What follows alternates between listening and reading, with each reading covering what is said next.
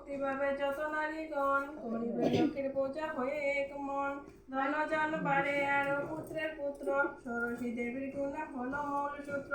যুগে যুগে আসেন তিনি লক্ষ্মী ঠাকুরানী, নারী শিক্ষা দিয়ে যান হয়ে নারায়ণী।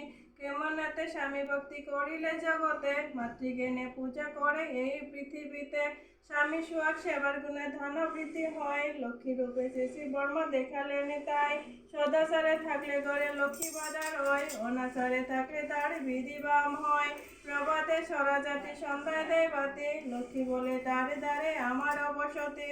যে সংসারে সর্বদাই ঝগড়াঝাটি হয়, লক্ষ্মী ছেড়ে চলে যায় জানিও নিশ্চয়। যদি কোনো নারী উঠে সূর্য ওঠার পরে, সেই গৃহে সর্বদাই রোগে থাকে ভরে। নিত্য নিত্য গৃহকর্ম যদি না সে করে, লক্ষ্মী মাতা বিরূপ হয়ে সারে যে তাহারে। সকালে বাসি কর্ম করে সমাপন, স্নান করে ইষ্ট পূজে হে এক মন। দেবী দেবীর ভোগ রাগ করিবে যে মনে, রন্ধননিধি সেইভাবে করিবে যতনে।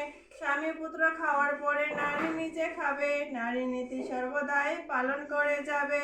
নারীর বৈশিষ্ট্যের মাঝে অষ্টগুণ আছে, একটির অভাবে নারীত্ব না জাগে।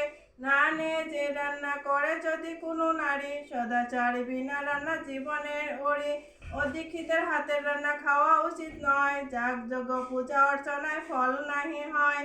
পান ভোজন তার হাতের বিষবহনী রয়, রোগ শোক দরিদ্রতা ধ্বংস হয়ে যায়। পাষাণ প্রতিমা পূজা যত নারীগণ, স্বামী পূজা বিনা ফল না হয় কখন। পতি বিনা সতী আর দুধি বিনা মাখন, প্রতিভক্তি বিনা ভক্তি দুষ্টের লক্ষণ। সংসারেতে স্বামী ধ্যান স্বামী কর সার, স্বামী বিনা ত্রিজগতে গতি নাহি আর। শ্বশুর শাশুড়ি দেবরের সেবা যত্ন করা, আদর্শ রমণীর গুণ জগতের সেরা।